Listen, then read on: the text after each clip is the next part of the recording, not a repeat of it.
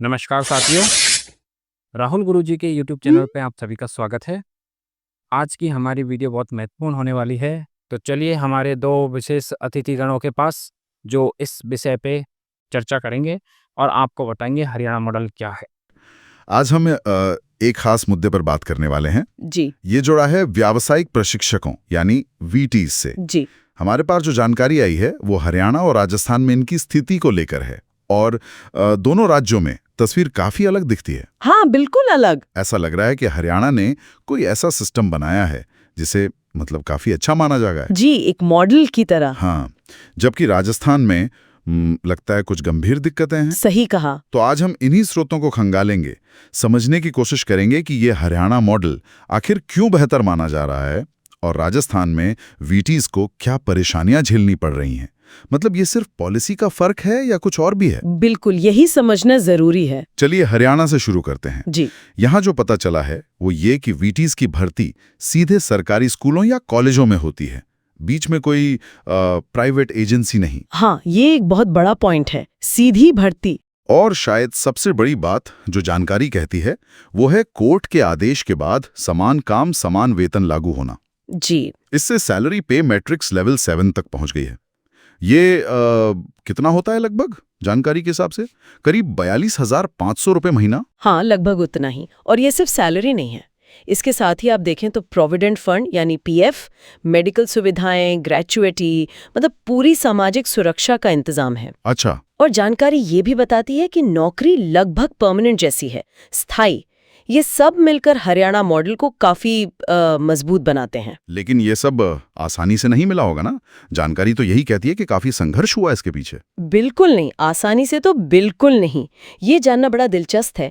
जानकारी के मुताबिक सरकार ने ये स्थायी नीति तब अपनाई जब 2021 में सोचे 59 दिनों का लंबा धरना चला था। 59 दिन? हाँ, और फिर 2024 में तो भूख हड़ताल तक करनी पड़ी। बाप रे। ये दिखाता है कि कितने लगातार और मतलब संगठित प्रयास हुए, तभी सरकार पर दबाव बना और ये बदलाव आया।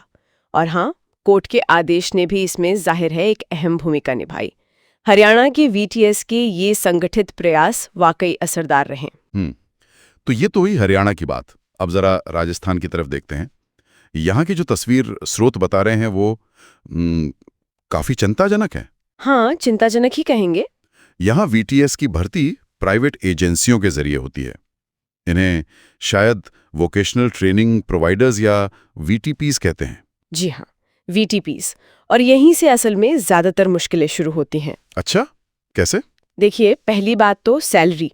कहाँ हरियाणा में लगभग 42,500 रुपये और कहाँ यहाँ सिर्फ 15,000 से 18,000 रुपये महीना। बस इतना? हाँ, और इसमें कोई सालाना बढ़ोतरी भी नहीं होती, ऐसा स्रोत बताते हैं। ओह। और दूसरी बड़ी समस्या जो जानकारी में सामने आई है वो है सैलरी मिलने में देरी। देरी मतलब कितनी? कई बार तो मतलब सोचिए 6 से 12 महीने तक सैलरी अटकी रहती है। 6 से 12 महीने बिना सैलरी के ये कैसे मुमकिन है? जी हाँ, स्रोत तो यही बताते हैं। स्थितियां वाकई बहुत अलग है हरियाणा से। पर ये इतना बड़ा फर्क क्यों है? क्या स्रोत कुछ कारण बताते हैं? क्या सिर्फ ये वीटीपी मॉडल ही जिम्मेदार है या कुछ और भी है इसके पीछे? स्रोत कई वजह बताते हैं। पहला और सबसे बड़ा कारण तो ये वीटीपी वाला मॉडल ही है। इसमें क्या होता है कि सरकार की सीधी जवाबदेही वो कम हो जाती है और आरोप लगते हैं कि ये प्राइवेट एजेंसियां ही भुगतान रोक लेती हैं या देर करती हैं। दूसरा कारण जो नजर आता है वो है हरियाणा जैसी राजनीतिक इच्छा शक्ति की कमी। मतलब मुख्यमंत्री स्तर पर वैसा सीधा दखल शायद यहाँ नहीं दिखा। अच्छा, मतलब पॉलिटिकल विल। बिल्कुल। तीसरा, राजस्थान में उस तरह का संगठित और असरदार आंदोलन शायद नहीं हो पाया जैसा हरियाणा में हुआ। हालांकि हाल में प्रयास जरूर हुए हैं पर वो उतने प्रभावी नहीं रहे। हाँ, हरियाणा में तो लगातार दबाव और कोर्ट केस दोनों ने मिलकर काम किया। सही बात। और चौथा, वो समान काम समान वेतन वाला जो सिद्धांत है या अदालती निर्देश है, उनका यहाँ सख्ती से पालन नहीं हो रहा है। और नौकरी भी पक्की नहीं है, हर साल कॉन्ट्रैक्ट रिन्यू होता है तो वो अनिश्चितता बनी रहती है। तो मतलब कुल मिलाकर अगर हम इन स्रोतों को देखें तो एक तरफ हरियाणा का मॉडल है जो वीटीज को स्थिरता, ठीक ठाक वेतन और सोशल सिक्योरिटी देता दिख रहा है जी। और दूसरी तरफ राजस्थान है जहां वीटीज प्राइवेट एजेंसी सिस्टम, राजनीतिक इच्छा शक्ति की कमी और शायद उतने मजबूत संगठन ना होने की वजह से कम सैलरी और अनिश्चितता से जूझ रहे हैं। बिल्कुल। हरियाणा के वीटीएस के प्रयासों की सफलता और राजस्थान के प्रयासों की अब तक की सीमित सफलता का ये जो फर्क है, ये काफी कुछ साफ करता है। और अगर हम इसे थोड़ा और बड़े नजरिए से देखें तो ये बात साफ होती है कि भर्ती का तरीका क्या है।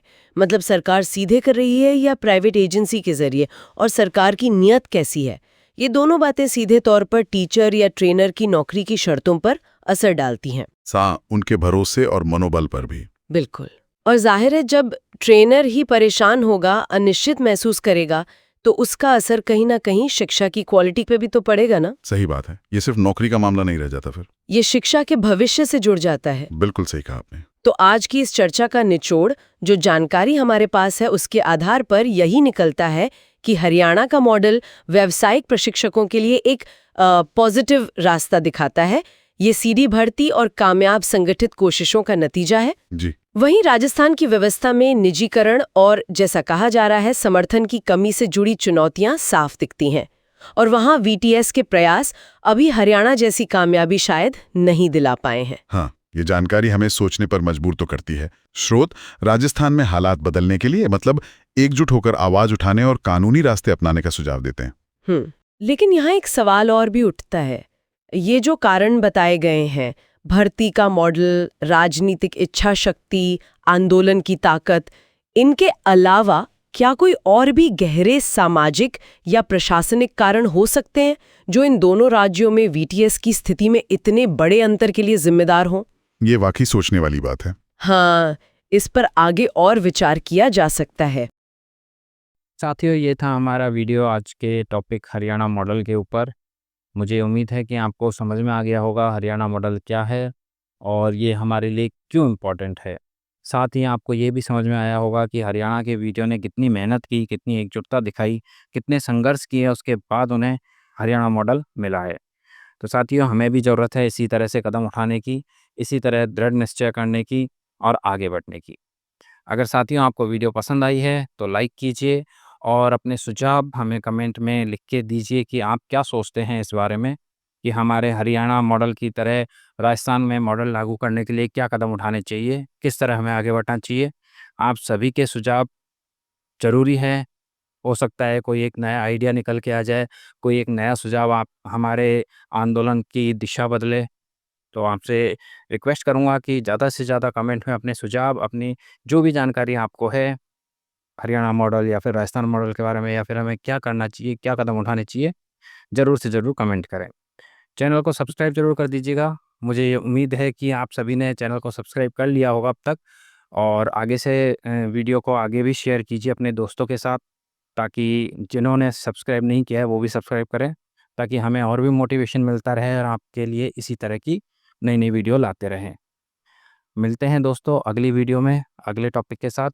हमारे वीडियो के लिए जो भी अच्छा टॉपिक हो सकता है उसके ऊपर मैं वीडियो बनाऊंगा और जल्दी आपके सामने दोबारा उपस्थित होऊंगा। धन्यवाद साथियों, मिलते हैं अगली वीडियो में।